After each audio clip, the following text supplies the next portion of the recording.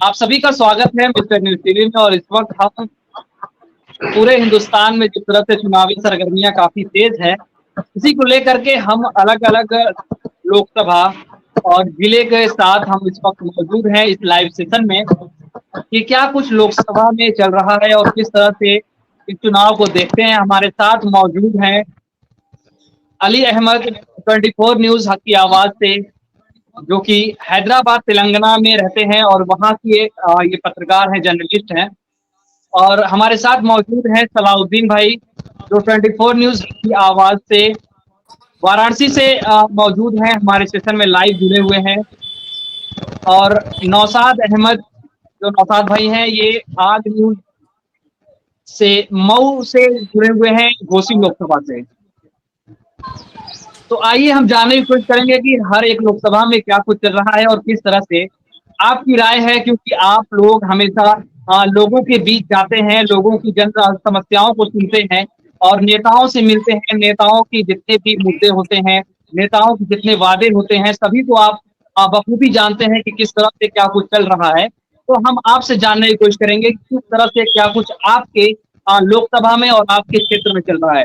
तो सबसे पहले सलाउद्दीन भाई से स्वागत करते हैं और स्टार्ट करते हैं। जी, आपके चैनल का नमस्कार आप लोगों को, और जितने मुसलमान भाई हैं सबको अस्सलाम वालेकुम। लोकसभा चुनाव को देखते हुए आप जी बनारस में देख सकते हैं कि इसमें प्रधानमंत्री का संसदीय क्षेत्र है, और यहाँ जी पे जी 90% अगर ऐसा वोट देखा जाए तो जो कांग्रेस का था पहले, वो काफ़ी छट चुके हैं वोटों से। अभी जैसा कि आपने देखा कि मऊ में मुख्तार अंसारी का इंतकाल हो गया, उसपे अजय राय जो यहाँ कांग्रेस के प्रत्याशी थे, जिनका 90% इस बार वोट का वो प्रस्ताव बन चुका था। सारे मुस्लिम ये बाहुबली थे जो यहाँ के रहने वाले थे, वो लोग भी अफजल अंसारी के वहाँ पे पहुंचे थे, जिसके वजह से थोड़ा सा ये कांग्रेस के जो प्रत्याशी हैं अजय राय जी, इन्होंने जिस तरीके का बयान दिया है कि भाई उनको खुशियाँ जाहिर किया उनके इंतकाल होने पे, इसके वजह से कुछ ऐसे मुसलमान हैं जो इनसे छट चुके हैं। अब कुछ ऐसे भी हैं जो राय साहब है यहाँ पे, ST SC वाले हैं, ये भी इनसे काफी दूरी बनाने लगे, क्योंकि इनका जो ये था कि भाई उनके प्रचार हम नहीं करेंगे। भाई अगर आप गठबंधन में हो तो गठबंधन की सरकार है तो आपका पूरा दायित्व बनता है उनका सपोर्ट करना। मगर यहाँ पे क्या है कि इनके सपोर्ट के लिए ये इनसे काफी दूर होते चले जा रहे हैं, जिससे जनता भी इनसे काफी नाराजगी दिखा रही है। और वैसे तो यहाँ पे प्रधानमंत्री का क्षेत्र है, और हमको तो लगता है कि यहाँ पे भी इस बार भी सरकार अगर यहाँ पे बनेगी, जो भी सांसद, वो हमारे नरेंद्र मोदी जी ही बन पाएंगे।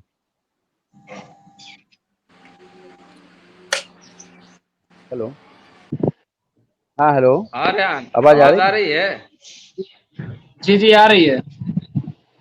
तो फिर अगले से जो कुछ पूछना है या बात करना है करो। जमा कर जी, जैसा कि सलाउद्दीन भाई ने बताया कि वाराणसी जो संसदीय क्षेत्र है, हमारे संसदीय क्षेत्र है, तो जिस तरह से वहां की सरगर्मियां काफी तेज है, उनको टक्कर देने के लिए कांग्रेस ने अजय राय को अपना प्रत्याशी बनाया है। तो इसको लेकर के काफी चर्चाएं, सरगर्मियां जो तेज हैं। और हम चाहेंगे कि नौशाद भाई इस पर अपनी कुछ राय दें कि किस तरह से इसको देखते हैं।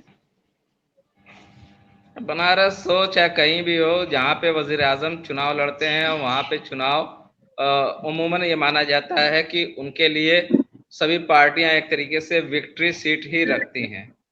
वहाँ बड़ा चैलेंजेस नहीं देती हैं। अजय राय इसके पहले लड़े थे, कोई बड़ा चैलेंज नहीं था। इस बार भी चैलेंज नहीं है, कहने को कुछ भी कहा जाए लेकिन चैलेंजेस नहीं है। वजीर आजम की सीट क्लियर है, समझ रहे हैं ना। तो जहाँ पे जी जिसको जी प्राइम मिनिस्टर का चेहरा होता है वहां पे बहुत चैलेंजेस नहीं होते हैं।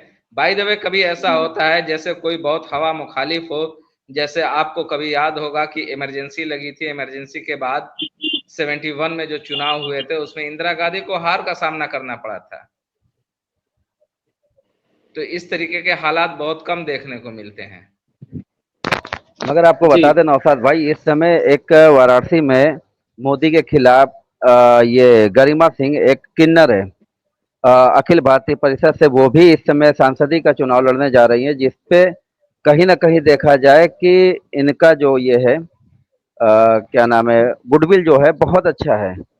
जैसा कि आपने देखा होगा कि इसके पहले चंदौली में विधायकी चुनाव हुआ था जिसमें चेयरमैन एक किन्नर ही बनी थी। तो कहीं ना कहीं देखा जाए तो किन्नर आवाजें कहीं अब ना कहीं क्यों कम टक्कर दे आने लगी सकती है। आप लोगों की? क्या डिफेक्टिव है? बस स्लो आवाज आ रही है। नहीं, आपकी आवाज अब क्लियर आ रही है। आ रही है। जी क्लियर आ रही है। तो वही आवाज आ कहीं रही है, ना कहीं बोलिए आप देखा लोग। जाए। ये चीजें जो आप कह रहे हैं ना, वो बहुत जी कोई उसमें बहुत असर नहीं डालेगी। चीजें बस थोड़ी सी देर के लिए कुछ होती हैं। आपने देखा होगा कि नरेंद्र मोदी की जो विक्ट्री मार्जिन थी वो काफी हाई थी। बस इतना जी होगा कि जी विक्ट्री मार्जिन पहले से ज्यादा होती है या कम होती है, ये देखने की बात होगी। जी, ये बात तो सही आप कह रहे हैं कि जैसे काशी विश्वनाथ कॉरिडोर जो बन चुका है, जिसके वजह से सारी जनता इस समय मोदी जी को ही बुलवा रही है कि फिर से एक बार, तीसरी बार इनको जी यहाँ पे सांसद चुनाव के लिए प्रत्याशी बना दिया जाए। जो कि अभी ये हुआ था कि जैसे सपा गठबंधन का था, अभी बीच में ये हुआ कि सुरेंद्र पटेल मंत्री जी भी लड़ने वाले थे। फिर जब गठबंधन होने के बाद इसमें से उनका नाम कट गया। अगर ये सुरेंद्र पटेल होते तो अजय राय से बेहतर होते ये।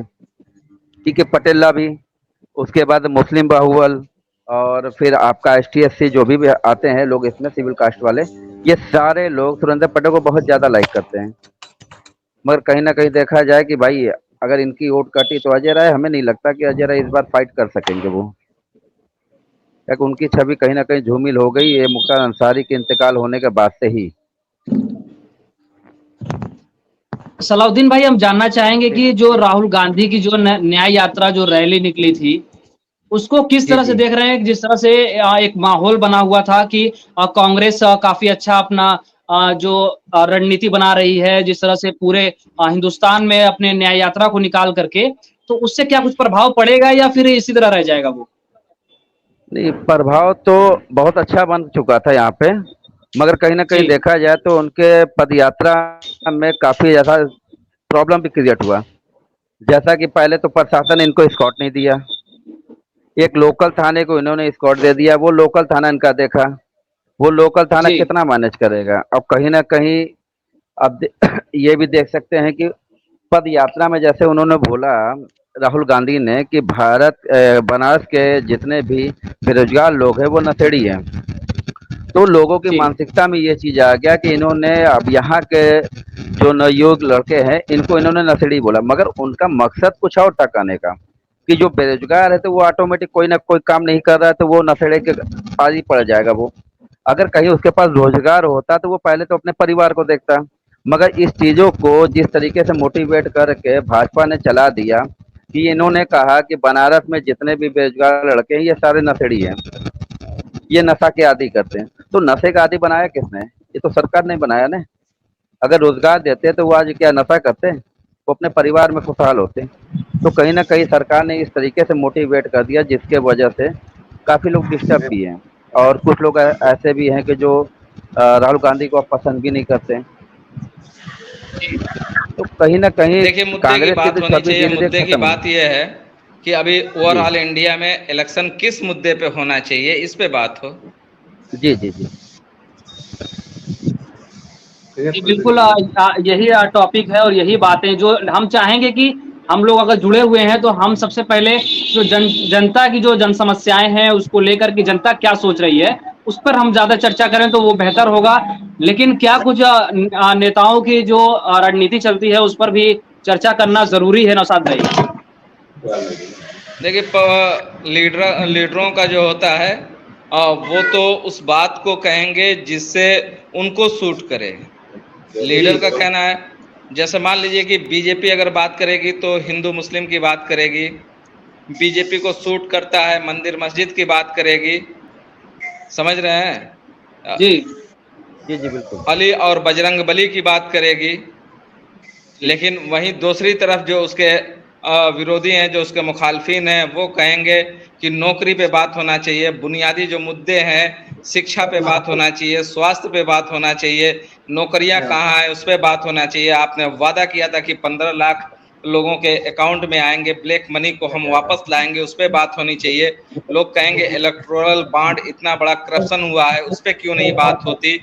और करप्शन करने वाला कोई और नहीं, सीधे सीधे प्राइम मिनिस्टर हैं जिन्होंने एक कानून बनाकर और आईनी दायरे में रहकर करप्शन किया, जिसको सुप्रीम कोर्ट ने खारिज कर दिया, उसको रद्द कर दिया।